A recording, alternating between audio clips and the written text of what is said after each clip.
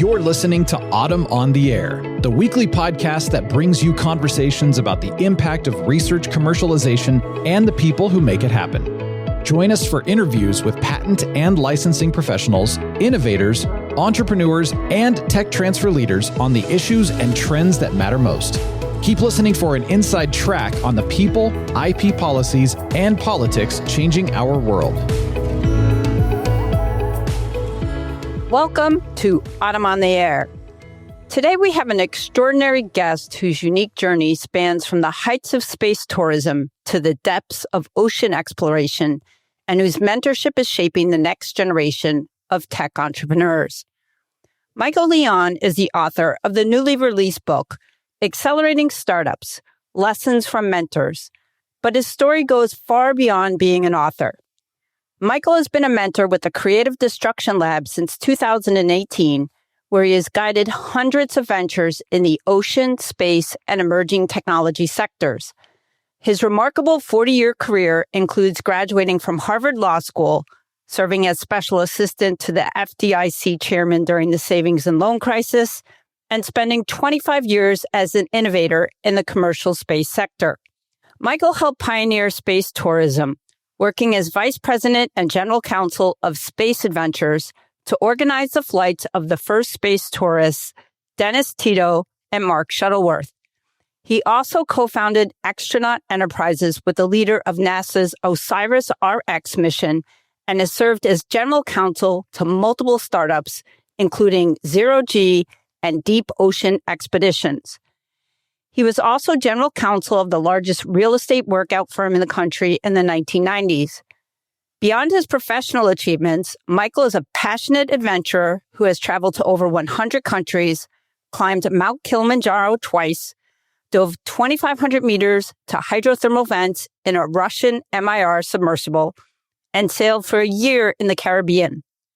Personally, speaking as someone who enjoys cycle touring, I was especially interested in Mike's 30 self-guided cycle tours in Europe, including the entire Danube River recently.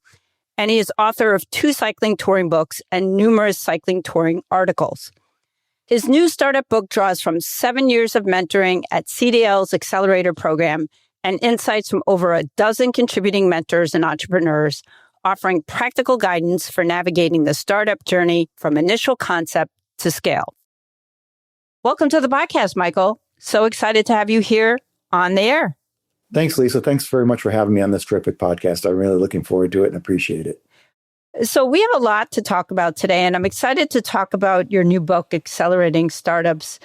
Before we even get into the book, though, I wanted to ask you what inspired you to write the book and what problem was it that you saw? Thank you, Lisa. So for the last 8 years, I've been mentoring at Creative Destruction Lab in over 100 companies in different areas, space, AI, and lately oceans. And no matter what the subject matter, no matter what the technology was, I started to see the same kind of problems over and over that these companies were initially addressing. I talked to some of my other mentor friends, and we all agreed. So I decided to try and write a book that looked at those lessons and to try and codify some key takeaways from mentors. And I brought in a dozen other mentors to this process because I want to have a broad perspective. And the idea is really to give startups in accelerators, or if they're not in accelerators, a head start in the process. A lot of startups don't know what they don't know. So the book is in some ways a checklist, a guidebook to raise issues, not to answer all of them completely. And I hope it makes the startup process more efficient. And I think for mentors, it's going to make it more interesting as well. I mean, for mentors, it can get a little tiring dealing with the same issues over and over. And you want to get to more advanced issues. And hopefully the book will help facilitate that. Yeah, it's a great book. It's very readable. The chapters are short, but they're packed with what's really essential information that startups need to know, which I think is really fantastic. And what I really loved about the way you started the book is you have what's called Section 0. And you say the fundamental question is whether someone should even really become a founder. Now, coming from the tech transfer world where we often see incredible, brilliant researchers with amazing, transformative, maybe even technologies. Why is this self-reflection so critical before diving into commercialization? I think it's really important in the tech transfer, university spinouts sort of world, but in any sort of startup. I think a lot of people go into with the assumption of a new business. It's just an exciting continuation of what they're doing. And of course, this is what they want to do. But it's not an easy decision. I love startups. I totally support people becoming founders, but I think it's something you need to reflect upon. First of all, there's huge opportunity costs. You're giving up. You might leave school early. You might give up a business or a job opportunity. It might mean economic sacrifice. It certainly is going to mean personal life sacrifice. You're not going to have as much time with your families, with your kids. That means sometimes it might make sense at certain times of your life and not others. If you have kids who are in the kind of the 4 to 15 age range where you spend a lot of time with your kids, it's a bigger sacrifice than maybe other parts of your life. And it really is a 24/7 undertaking. Some people think it's not going to be, that I'll be able to kind of coast through it. And I think if you have a lifestyle business, if you accept a lifestyle company where you're not going to raise money and you have, modest sort of expectations on growth, it can be a balance. But if you're going to raise money where investors are going to put pressure on you, where you're going to have intense pressure to grow, it's going to be a very intense experience. So I think you need to think, is this something you really want? Is this something that fits also with your character? I mean, you need to be a self-starter. You need to be a problem solver. You need to be a jack of all trades, really, to be a founder. I remember one of my companies I was mentoring, she's overseas, and she was telling me one day she came in for a weekend and she had to do a business plan. She did a proposal to a major prime contractor, defense contractor, and she put together a table from IKEA. You have to do everything as a founder. Yeah. And I think that was a great way to start the book, because I think a lot of potential founders don't consider that. So I thought it was really brilliant. And then another part that I really liked in the book is you call problem the best word in business and assumption the worst. So in university tech transfers, we often see what you describe as a solution looking for the problem trap. Researchers who've developed this incredible technology, but they haven't validated the market need. So how do you think researchers and tech transfer professionals should work together to avoid this very common pitfall?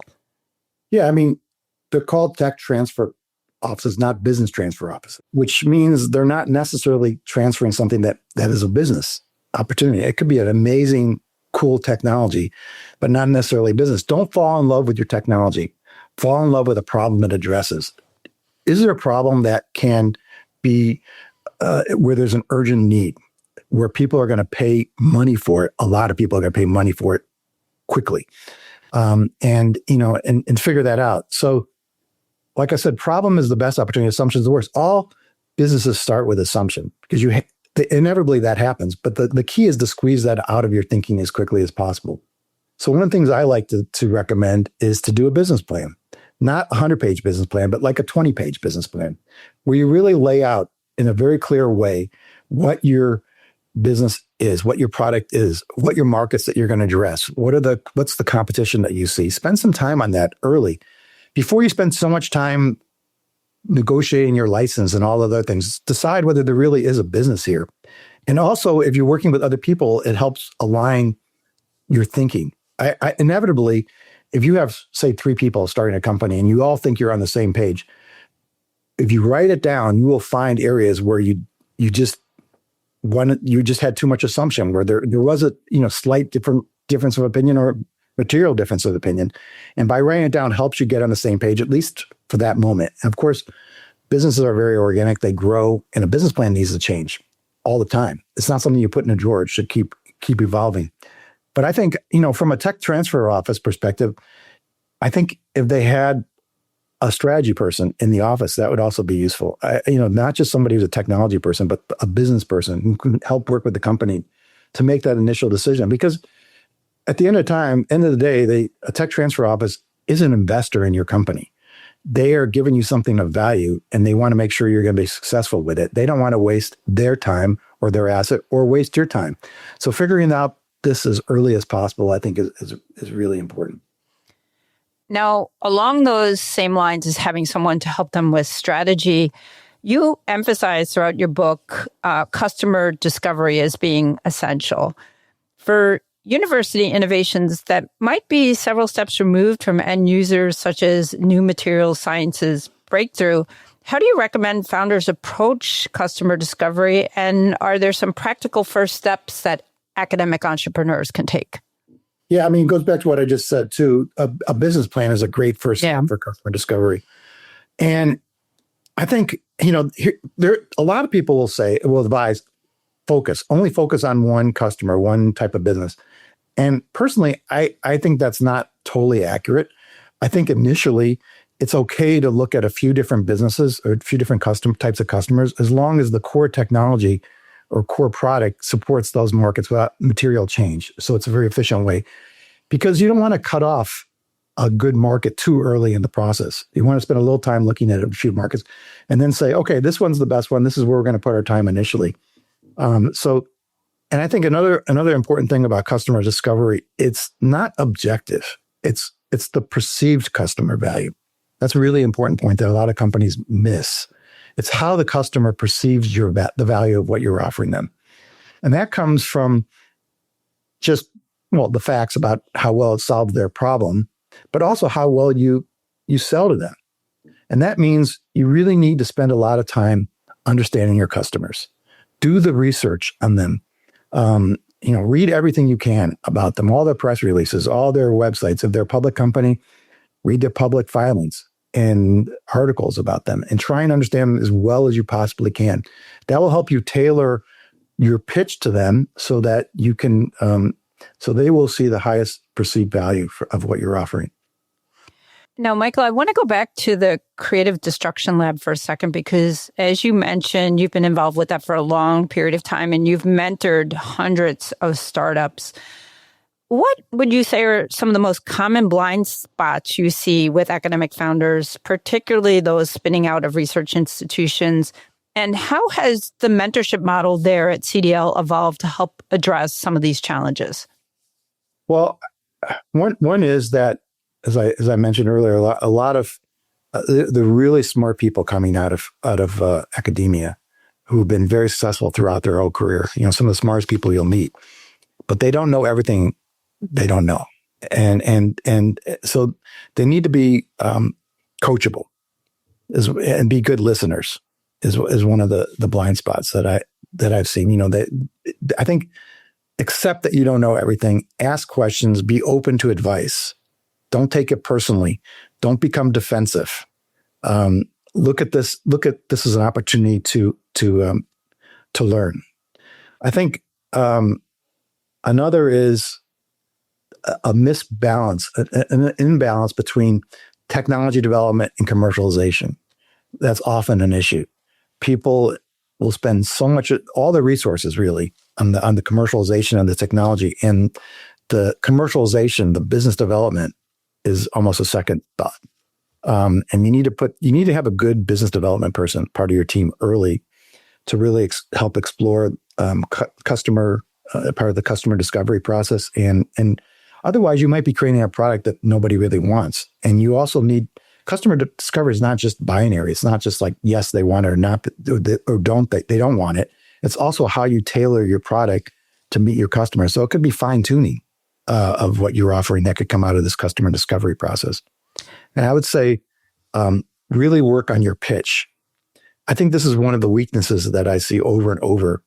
And I spent a lot of time working on this with companies, that 30-second pitch. It's amazing after that process is over, companies will say, really for the first time, they understand what their business is. Until you can really, express your business in a very concise way, you really don't understand your business. People say, "Oh, my business is too complicated. I can't boil it down to 30 seconds." I've never seen a business that you can't boil down to 30 seconds, no matter how complicated it is. And if you can't do it, it's because you really haven't got down to that level of understanding. And so it's like, as they say, Mark Twain said, which actually wasn't him. I wrote a long paper because I didn't have enough time to write a short paper. That I'm paraphrasing here, but it's hard to write a very concise pitch. And then pitch needs to be directed to the right customers. The way you pitch to an investor or to somebody you're trying to recruit in, or a strategic partner, They're all different, and you need to be able to focus your pitch to those different markets. Now, I do want to go back to something you just mentioned about being a good listener. And I thought that was something really neat that's included in this book. You have a section that talks about coachability and active listening and giving people a chance to help, as well as providing direct answers and clear communication, which is, I have to admit, I read a lot. I love to read. I've read a lot of startup books. I don't think I've ever seen that covered in a startup book. And I thought it was very, very useful information, even though will never start a startup. For myself, I found it very, very interesting. So I'm just curious, what prompted you to include that section? Obviously, it's probably all the experience you've had with the startups. By the way, as an aside, I haven't read any startup books. And I did that on purpose because I wanted to write what I really thought and not have somebody say, "Oh, you got it from this book or that book." But I tried to just write it as fresh as I could. But I think this is a big issue that we see with companies, and probably the biggest reason in Creative Destruction Lab. After every session, there's a vote by all the mentors, and if not one vote mentor selects to mentor a company for the next session, they're dropped from CDL. And the biggest reason I would say is because they're not coachable. If you have a company that knows everything and is not open to listening, it's a waste of time being a mentor for them. So I think not a lot of people start out being kind of defensive. And they look at advice as criticism. And instead of advice as something that's useful, a person trying to help them, not criticize them. One of the other mentors suggested, think about it as if you're a third party. Like this is a case study in business school where you're just playing a role and it's not really you that's being given the advice, so that you can be a little more, distant from it and don't take it so personally. But I think any mentor is there to try and help. Just keep that in mind, and keep in mind that, that's the purpose. Sometimes people come to CDL especially, and the only thing they want is really to raise money. And that's not the best for CDL. There are others like Y, for example, where that's really one of the prime reasons to go there. We're not about that. We're really about advice. And sometimes those people who just came there to raise money are not really interested in advice. They're just interested in one thing. Now, you have an entire section that's called Building the Right Team, and it even has a chapter that reminds people that startups are a team sport. Now, academic entrepreneurs, they often struggle, as you're well aware, with the transition from research teams to building business teams. Mm-hmm. What advice do you give to university founders about when and how to bring in co-founders or business-orientated team members? Yeah, that's a good question. I think that's really important, especially for academic spin-out companies. I mean, bringing in a co-founder with a business perspective, I think can be extremely valuable. It comes back to that section 0. Do you want to be a founder or not? Really self-reflection. What are your skills and where are your weaknesses, let's say, or shortcomings, let's say, and bringing in somebody that complements you can be critical. Of course, you got to really get along. Make sure you get along. It's like getting married. That's what I was thinking. It's just like getting married. If you don't have a good partner, it's going to be really rough and you're probably going to end up in divorce.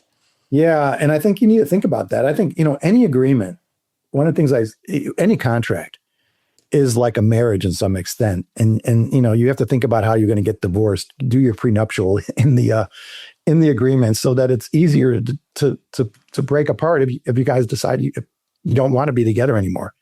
So I think sometimes you want to have that in your founder's agreement, where there's reverse vesting that allows you to get out of the contract. And there's nothing worse for raising money if you've given somebody a lot of stock and then they leave the company and it's just dead weight. That ruins a cap table. So you need to find the right person, somebody you really get along with, somebody you respect, somebody who respects you, somebody who complements your skills. I favor having co-founders as opposed to solo founders, but what do you give up? You probably give up some ownership, but my view is, would you rather have a small piece of a big pie or a big piece of a really small pie? So, and it also provides support, emotional support too. Just there's going to be nobody who understands what you're going through better than your co-founder. And if you find the right person, they're going to be a really supportive asset for you. Absolutely. I think that's really great advice. And I wanted to turn, Michael, and ask you, given your experience in over 100 countries and your work with international startups, how should university-based ventures think about global markets from the beginning? And what role do you think tech transfer offices play in preparing startups for international commercialization? Yeah, I love that question, Lisa, because, so many times I think companies, startups, international is the last thing. Yes. Especially American companies, because, we have such a large domestic economy. There's so much opportunity here. There's so much liquidity and investment here. But, and there's a lot of traditional advice that don't go overseas until you've figured out your domestic market, until it's mature enough and you got everything together. Then you can think about overseas. I don't agree with that. I think that you look where your best opportunities are. It's a really global market now, and you should look quickly, and that should be part of that business plan. Where are your best markets? And it very well could be your domestic market. It probably will be, but not necessarily. And for example, I do a lot of work in the GCC. There's reasons to go there. There's different types of government programs there that make opportunities. There's strategic investment there that's different than here. So there are reasons to go to certain markets. There might be a more interest in some technology. Like if you're working on desalination, you probably Saudi Arabia is probably a good place to go. I also worked with a company that was doing genetically modified organisms, GMOs. And their domestic market, the regulatory system was so, strict. It was so slow, so costly that they might not have succeeded. So they decided to go to a different market where it could be quicker. So there were different reasons to look overseas, and different markets have pros and cons with them. China used to be a great market. Now it's very challenging, especially for American companies to go there. So these things change over time too. Yeah, absolutely. I want to go back to the Creative Destruction Lab for a second, because I really found it very interesting because it has a unique model, and the fact that no equity is taken, and it has this focus on science-based startups. So how does this approach differ from other types of accelerators? And what do you think universities and researchers should look for when considering accelerator programs? Well, I think the quality of the mentors is probably the most important thing. Are they invested? I think there, and I won't mention some of the names. There are some really big name accelerator programs where I don't think people get very good mentorship. The mentors don't put a lot of time into it. They're there, let's say, for investment more than anything else. And that's really the focus, not on helping you develop all the other aspects of a business. I mean, you're coming out of a startup, out of a university. How do you develop business development? How do you develop HR? How do you develop finance? How do you develop your legal structure? There's a lot of other things to develop a business besides the technology. And you want mentors who really can help with all those sort of elements. There's over 3,000 accelerators, so they all have different pluses and minuses. Some are focused on certain types of technology, and some are, broader. I think of CDL. I took some business school classes when I was in law school. You could go over and take business school classes, and I find it very much like a business school class, like a case study. So if you like that environment, CDL is terrific. Where you sit around. We actually sit in. They're all run in business schools. We sit around the horseshoe kind of classroom like you have a lot of times in a business school, and professors run CDL at the front. And then you have, instead of having, abstract cases, you have real companies that are cases. And we work, over 8 months with them to try and study them. And we set, between each session, which is about 8 weeks, we set 3 goals for the companies to achieve. They might be develop 3 pilot programs, or have customer discovery with 20 companies, or finish up your investor pitch, different things that come up. And that goal-oriented process, I think, is very efficient as well. And you mentioned law school. You are an attorney, which, your whole career journey has just been fascinating, but certainly being an attorney gives you a unique perspective on a lot of different things. What do you think are some of the most critical legal issues that academic entrepreneurs consistently overlook? And how do you think the relationship between your university IP policies and startup formation should be navigated? Yeah, in CDL, I'm one of the only lawyers, I think.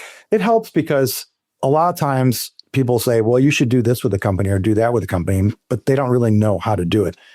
Do you do a collaborative agreement? Do you do a partnership? Do you do a license? There's a lot of different ways to do collaboration. So being able to think that through strategically is important. And I think one thing is get a lawyer involved early if you're going to be doing a collaborative agreement, because I've seen too often where companies get locked into an agreement that they put together themselves, so the other side put together, and then they're stuck in something that really doesn't make sense.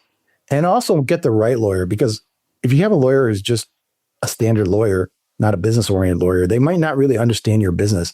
A good collaborative agreement needs to think about your business in an organic way. Where could it go? What are the potential issues? And try and address those up front. As many issues as you can address, the better. I think an agreement really is a tool for squeezing assumption out of the thinking between two parties. It's not a tool for suing somebody. I have a section on dispute resolution. I worked for Roger Fisher on this book, Getting to Yes. I was a research assistant. And the whole idea of dispute resolution, I think, is key. I think if you end up in a lawsuit with somebody, even if you're right, you've lost, especially as a startup. It's a huge time drain and cost drain. You don't want it.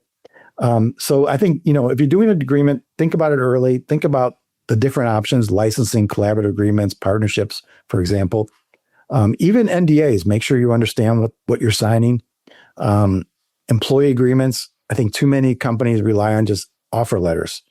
I don't believe in that. I think you need to have a good agreement that really addresses things like non-disparagement. What happens if they leave?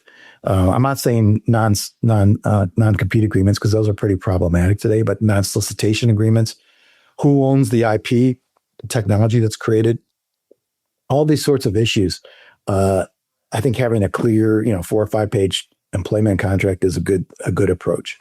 And I would add too, please don't use AI to generate your legal documents. Please go to an attorney, because I don't know about you, I'm starting to see some of that as well. And it's very, very scary. And, speaking of AI, your book also touches on AI and the impact of AI on running a startup. So how do you see AI changing the landscape for university technology transfer and research commercialization? And what do you think institutions should be preparing for? It's really hard to tell. Yeah. So I'm going to make some guesses here. I think generally, if you buy the AI narrative, it's going to mean you're going to be able to do more with less. I think that's the bottom line. It's supposed to increase productivity. And that should filter down to the startup world. You should be able to do more with less, which means you can raise less money. You don't need to raise as much money. You can have a smaller team if you're able to use AI effectively. And for certain types of startups, I think it's going to be more impactful than others. I mean, if you do a lot of coding, for example, I think no matter what, AI doesn't replace the most important feature of being a startup, which is creativity and drive and problem solving, networking, interpersonal relationships, all those things AI doesn't really address. You still need to be really strong in those areas. A lot of the current studies at this moment have seen that AI really hasn't translated into the improvement in productivity that people thought. And right now, AI is being heavily subsidized. I mean, what we're paying for it is not really what it costs. So at some point, that's got to change. And when people start charging the actual costs, are people going to still want this? I find AI very effective if you use it the right way. And by that, I mean, you ask very detailed prompts. The more detailed, the more precise the question, I find the better the response. But every once in a while, I see just totally wrong answers, like all of us have. And you have to be wary of that and keep your eyes open. But I think, for example, back to where we started about the business plan, I think spending a couple hours with AI to develop that initial business plan could be a very good use of time. And keep in mind, that's just the start. That's if somebody said, oh, do you have a business plan laying around that I can use as an example? Think about it that way. And then take it and build upon it with your thinking. Don't just accept everything on its face value. But that's a good start for your process. Helps you look at the competitive landscape and the market potentials out there. So I think AI has a lot of potential, but I'm not sold it has as much potential as some people are spending hundreds of millions of dollars on it say it will have. But I guess we'll see. Yeah, we definitely will see. And I agree with you. The business plan is a great idea that, if you write your prompts well and they're detailed enough, it can be really helpful. But again, it's a starting point because I'm with you. I do use it for a lot of research, but it does wig out and hallucinate every once in a while. So you have to be really, really careful and obviously double and triple check everything that comes out of it. So, Michael, as the podcast comes to a close, I wanted to ask you, for our listeners who work in tech transfer offices or are researchers considering commercialization, what do you think are the top 3 pieces of advice from your book that they should implement immediately? Well, I'd say do a business plan like we've talked about. Really work on your pitch. I think that's just one of the most important things. Like I said earlier, I found so many founders who say after this process, they didn't really understand their business until they got their pitch down. It really forces critical thinking, concise thinking, and is very valuable. And then I guess, this repeats some of the things, but, be a good listener, be coachable, understand no matter how brilliant you are, and I know a lot of your listeners are really bright, you don't know everything. You don't know things you don't even know. You probably don't have tremendous business experience unless this is your third, startup that you've taken out of a university. Then that might be the exception to the rule. But, get advice from other people. Bring in team members who can complement your skill base and that you really get along with and you trust. I always think, in marriage, love is great. Trust is the most important thing. So, really trust that person. I've also seen, speaking of trust, one of my things I also mention is make sure you follow the money. I've seen too many founders who delegate money to one person and they lose control of what's really happening with the company. Expect the business to take more money and more time than you think to be successful. So you have the ability to make it to the point where it is successful. It's not going to be instant. Have the patience, but also have the runway to get you where you want. Very well said, Michael. And it's a great book. And like I said at the outset, very readable. Great job with the book. Thank you so much for your time and for being on the podcast today. Lisa, thanks. This has been great. You asked terrific questions. I really appreciate it. I wish everybody asked questions like this. Thanks. Thank you, Michael. Michael, thank you for sharing these invaluable insights from accelerating startups, lessons from mentors. Your unique perspective, combining legal expertise, government service, space industry pioneering, and extensive mentoring experience, offers a comprehensive roadmap for anyone involved in research commercialization. For our listeners who want to dive deeper into these concepts, I highly recommend picking up Michael's book. It's particularly valuable for understanding how to move from academic research to scalable commercial ventures with practical frameworks and real-world examples from over a dozen contributing mentors. To our Autumn community, remember that successful tech transfer isn't just about great science. It's about understanding markets, building the right teams, and having mentors who can help guide you through the inevitable challenges of entrepreneurship. Thank you for joining us on Autumn on the Air. We'll see you next week for another conversation about the people and processes that turn research into real-world impact. Thanks for listening to Autumn on the Air with Lisa Mueller. Get social with us and share your thoughts. You can tweet us at AUTM or visit us online at autm.net. We'll be back next week on the air. Be sure to join us.